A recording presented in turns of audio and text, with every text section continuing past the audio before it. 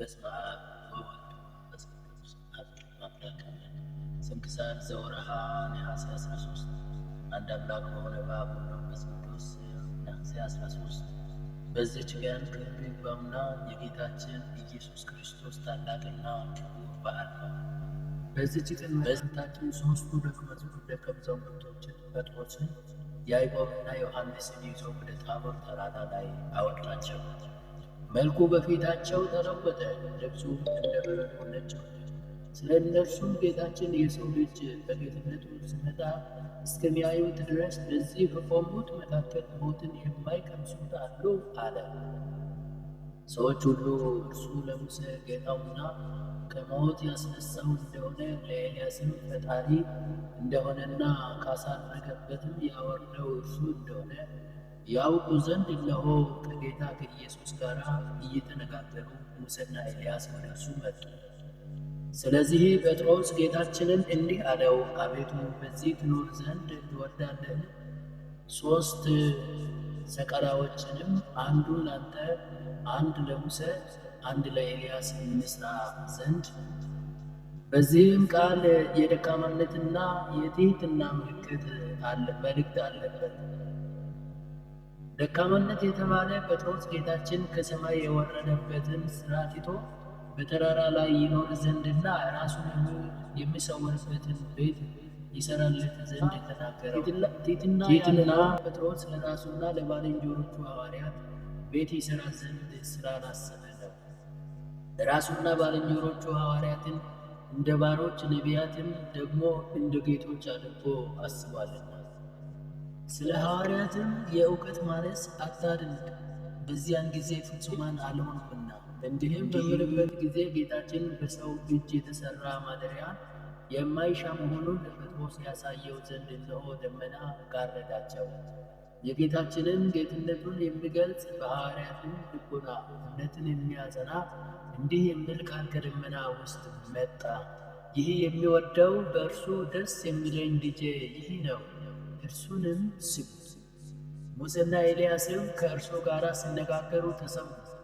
ስለ እርሱ መምጣት የተናገሩትን ትንቢታቸውንም በቸርነቱ አረጋገጠ። ወደ ተራራ ላይ በመውጣቱ ነቢያትና ሐዋርያት ደስ አላቸው። ሁለተኛም የአብን ቃል በሰሙ ጊዜ ከእነርሱ ስውር የነበረ የወልድ ዋሕድን በእውነት ሰው መሆን በዚያን ጊዜ ተረዱ። ያን ጊዜ የጌትነቱ ክብር ተገልጦአልና። ሐዋርያትም ፍጹም አምላክ ፍጹም ሰው የሆነ እርሱ ሙሴን ከመቃብር ያስነሳው ኤልያስንም ያሳረገው አውርዶም ያመጣው እርሱ እንደሆነ አወቁ። ከእርሱ በቀር ማን የሙሴን መቃብር የሚያውቅ የለምና ካሳረገው ከእርሱ በቀር ማን ኤልያስ ያለበትን የሚያውቅ የለም።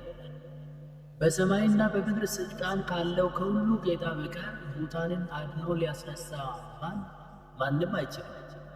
ደብረ ታቦርም የቤተ ክርስቲያን አምሳል ሆነች፣ ከብሉይና ከአዲስ በውስጧ ሰብስባለችና።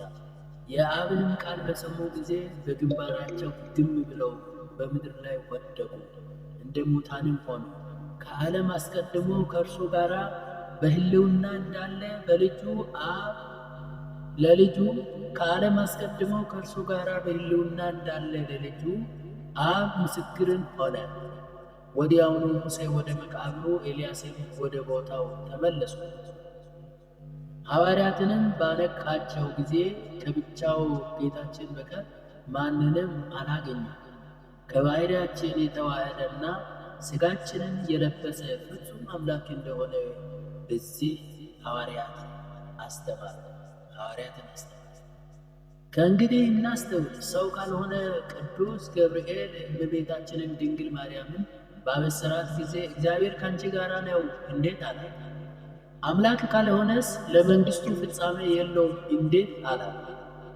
ሰው ካልሆነ በበረት እንዴት አስተኙት? አምላክስ ካልሆነ መላእክት ከሰማይ ወርደው ለእግዚአብሔር በሰማያት ምስጋና፣ በምድርም ሰላም፣ ለሰውም ግዛኑ ለሰጠው እያሉ እንዴት አመሰገኑ? ሰው ካልሆነ ዮሐንስ በውሃ እንዴት አጠመቀው? አምላክ ካልሆነ አልዓዛርን ከመቃብር እንዴት ሊያስነሳ ቻለ? ይህ ተቀዳሚ ተከታይ የሌለው አንድ ልጅ አምላካዊ ቃል እግዚአብሔር እርሱ ያለመለወጥ ያለመለየት አንድ አካል አንድ ባህሪ በመሆን ፍጹም አምላክ ፍጹም ሰው እንደሆነ እናምንበታለን። እርሱም ከአብ ከመንፈስ ቅዱስ ጋር ሁልጊዜ አንድ ሕላዌ ነው፣ ዛሬም ዘወትር ለዘላለሙ አሜን። በዚህችም ቀን ቅድስት ዖፍራ በሰማዕትነት ሞተች። የሙሴ ልደቱ ነው። የቢንያሚን በረከታቸው ከእኛ ጋር ትኑር ለዘላለሙ አሜን። በዚህች ቀን ዳግመኛ ተጋዳይ አባ ጋልዮን አረፈ። ይህም በቀንና በሌሊት ለጸሎት የማይታከት ተጋዳይ ሆነ። ጎልማሳ ሆኖ ሳለ ከመነኮሰም ጀምሮ እስከ ሸመገለ ድረስ ከበዓቱ ቅጽር ውጭ አልወጣም። ከማኅበር ጸሎት ጊዜ በቀር ከመነኮሳቱ ማንም አያየው። ሰይጣናትም ተጋድሎውን ባዩ ጊዜ መነኮሳትን ተመስለው ወደ እርሱ በመንፈቀ ሌሊት ገብተው እንዲህ አሉት፣ እኛ ተሰውረን የምንኖር ገዳማውያን ነን። ከእኛ አንዱ በሞት ስለተለየ ከእኛ ጋር ልንወስድ ወደን ወደ አንተ መጣን። ለእርሱም ቃላቸው እውነት መስሎት ልብስና ሲሳይ ወደማይገኝበት ጠፍ ወደሆነ ተራራ ላይ እስካደረሱት ድረስ አብሯቸው ሄደ። ሲጠቃቀሱበትም ባየ ጊዜ ሰይጣናት መሆናቸው አውቆ በላያቸው በመስቀል ምልክት ባማተበ ጊዜ ተበተኑ።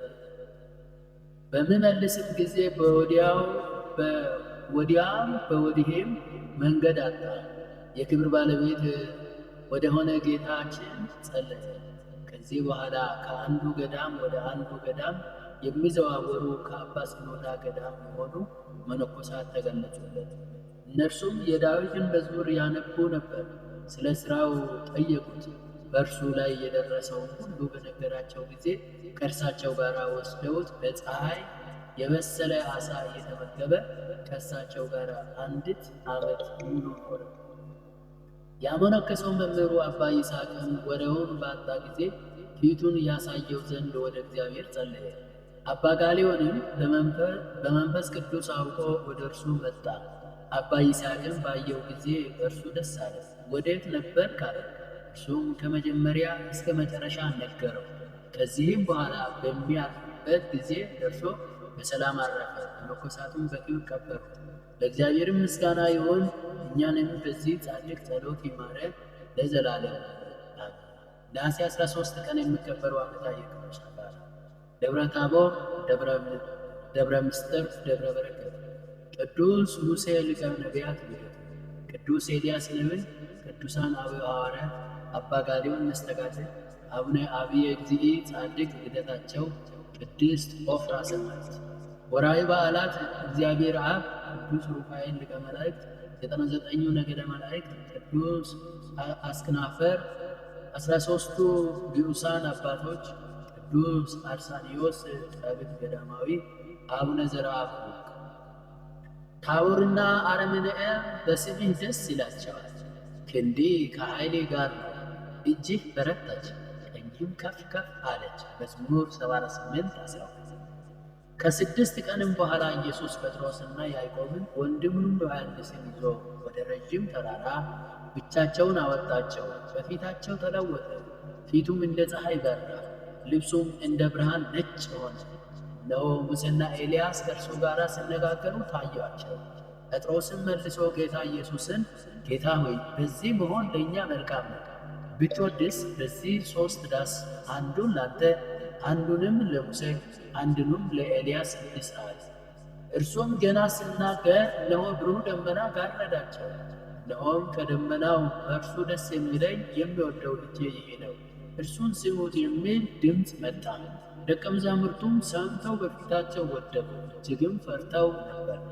ጌታ ኢየሱስም ቀርቦ ዳሰሳቸውና ተነሱ፣ አትፍሩ አላቸው። ማቴዎስ 17:1-7። ጌታዬ ሆይ ከብልጽግናቸው ብዛት የተነሳ ብዙ መባ ካገቡት ይልቅ የድሃይቱን አነስተኛ መባ እንደተቀበለ ለሁል ጊዜ የሚያገለግሉ አእላፋት መላእክትን እያሳሰቡ በችግሬ ጊዜና ከገድልን ምስጋና ተቀበሉ። እናንተም ቅዱሳን ነቢያት፣ የወንጌል ሰባክያን ሐዋርያት፣ ሰማዕታትና ጻድቃን፣ ትጉሃን መላእክት፣ ፍጹማን ደናግል እንዲሁም ደጋጎች መነኮሳት ሆይ ልጅ አዋቂ ሳይለይ የሚሰበሰብበትን የጉባኤ ቦታ ባርኩ። ይህን መጽሐፍ ወረቀት አዘጋጅተው ብራና ደምጦ የጻፈውና ያጻፈው በግዕዝ ወደ አማርኛ የተረጎመውን ቃለ ንባቡን በእርጋታ መንፈስና በተመስጦ ሕሊና ያዳመጠ በደለኛን ሁሉ እንድታስምር የጌታ እናቱ በማርያም ጸሎት ኢየሱስ ክርስቶስ በአንድነት ይማረን። አሜን። ስብሐት ለእግዚአብሔር ወለወላዲቱ ድንግል ወለመስቀሉ ክቡር አሜን። ይቆየን። እንኳን አደረሰ እንኳን አደረሳችሁ።